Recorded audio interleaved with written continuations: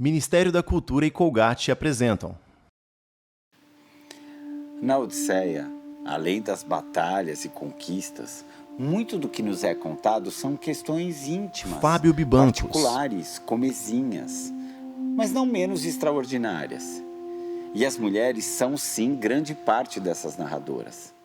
No caso das dentistas, as histórias se dão no conforto do consultório. Algum elo de confiança se dá e o atendido consegue partilhar mesmo as experiências mais violentas. É como abrir o álbum de fotografia empoeirado, de casamentos desfeitos, os machucados da casa, as porcelanas trincadas, a louça remendada, que não se pode apagar da memória. Em uma superfície, setas conectam figuras folclóricas, pessoas e animais. Ao redor, surgem nomes de países como México, Brasil, Portugal e Síria. Abaixo de uma bússola, o texto: o grande movimento é a volta. Guimarães Rosa, em letras de forma, da boca ao mundo. O projeto Apolônias do Bem nasceu com o propósito de acolher mulheres cis e trans que perderam os dentes em situação de violência. Eu estou falando de mulheres que perderam o sorriso no Fotos: soco, mulheres cobrem no a boca chute, com as mãos. na panelada, que foram espancadas pelos maridos, pelos parceiros, pelos namorados, quando não, até pelos próprios filhos. Mulheres que não podem esquecer, mas que podem, através dos dentistas do bem, voltar a sorrir. Agora, o que é interessante é que o Apolônias, ele não promove só uma transformação na vítima. Manu conta aquela história da dentista e da irmã dela. Essa história foi... Manuela Gueresi, dentista. Foi bem interessante porque ela é uma voluntária que atende muito a Polônia. E faz muitos anos já que ela é nossa voluntária.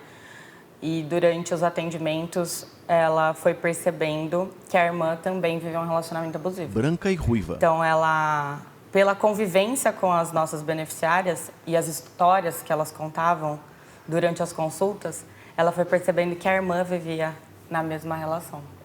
Então, foi muito chocante assim, para a gente como equipe e também para ela, quando ela se deu conta de que tão próximo dela tinha uma mulher vivendo uma situação de violência. E ela ligou aqui para a gente ajudar a denunciar, Sim, né? a gente fez toda uma orientação, né? Uma força-tarefa para ajudá-la a denunciar quais eram os caminhos. E aí as meninas, a Ju ajudou bastante na época. E é uma voluntária que está com a gente até hoje, super próxima da gente, faz um trabalho incrível com essas mulheres. Você falando isso, lembrei de uma história aqui que assim, eu acho que foi uma das mais impactantes que eu vivi aqui na Turma do Bem. Fico até triste assim, de ter recebido essa história. Juliana Helena, coordenadora de voluntários. Uma dentista que já atendia o Apolônia já há alguns anos. Branca de cabelos cacheados. Ajudava muitas mulheres e tudo mais, né?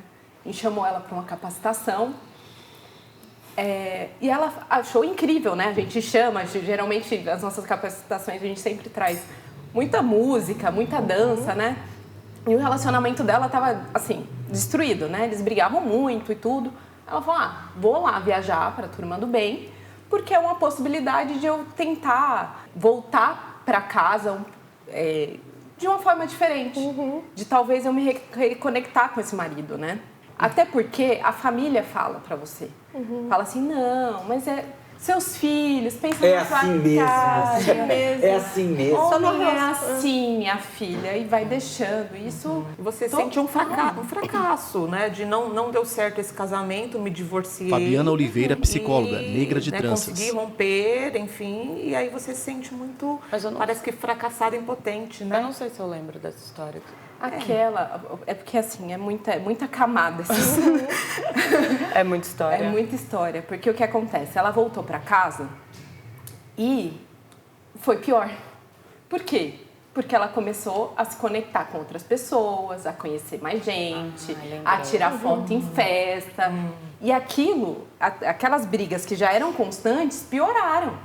Só que ela não via aquilo como algo ruim, ela normalizava, então estava tudo bem. Aquilo era um modelo. É uma briga, todo casal briga, todo casal tem uma confusão.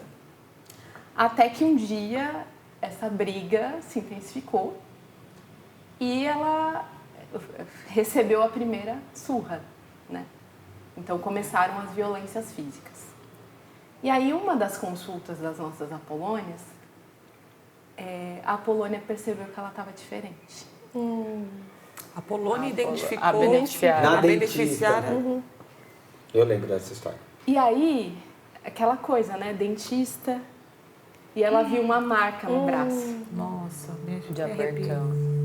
E aí, nessa marca, a Polônia não disse nada. Ela acabou a consulta, né? Pegou uma pomada na bolsa. E foi cuidar da ferida daquela dentista. De tantas vidas, ela cuidou um dia. E aí, ela abraçou essa dentista e falou assim: Juliana tem os olhos marejados. Fia, talvez você não saiba. Como eu por muitos anos eu não soube. Mas você consegue viver sozinha. Você tem uma força aí dentro que você pode não ver hoje, mas eu vejo. E você não precisa disso. Então foi o start para ela falar assim: nunca mais eu vou me permitir viver isso. Foi a rede de apoio dela. Foi.